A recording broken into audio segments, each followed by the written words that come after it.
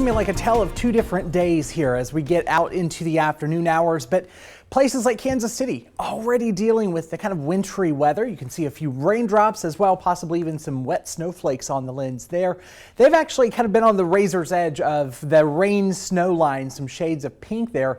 As we take a look at satellite radar there, you can see where the pink is just to the north of the city proper, the metropolitan area of Kansas City. Heavy snow just to the west though.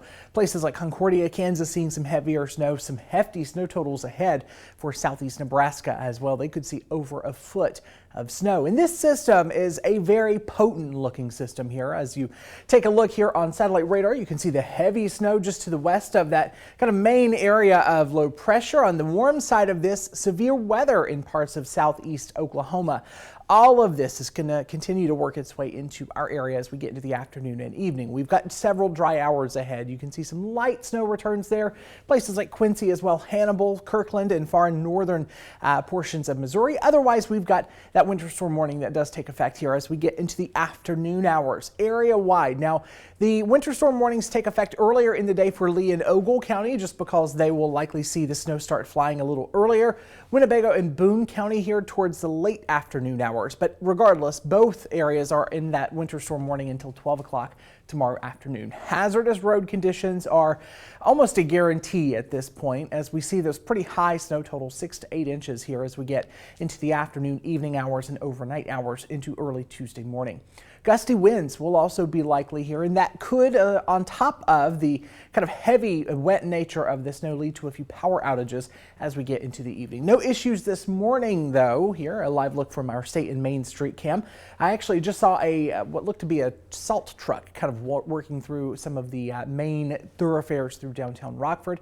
That's some good news there as they prep for the snow that's soon to come. Now again, towards the morning hours or towards the afternoon hours, again, that's when we'll see those snow chances begin to ramp up here closer to that noon hour. I think most of us are going to escape the morning hours with dry conditions. It's the early afternoon, especially south of Rockford, that we'll start to see those snow showers move in first.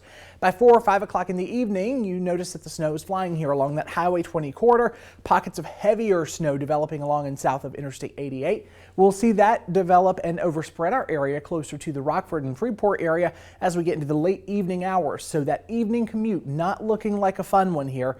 As we go into the late part of the evening hours into your early Tuesday, we'll see the heaviest accumulating snow wind down.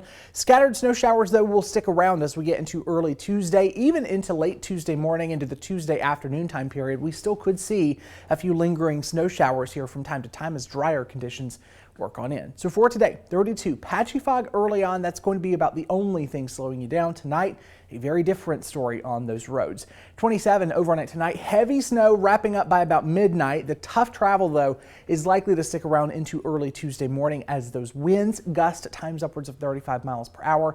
Blowing and even drifting snow possible tomorrow as we get some colder air funneling in. In total, 4 to 6 along that Highway 20 corridor. South of that, they could see 6 to 8 inches. So the winters there, if you will. Let's take a look at your most accurate 10-day forecast. We do see those conditions really starting to improve as we get Thursday into Friday before more rain and snow moves in just in time for the weekend.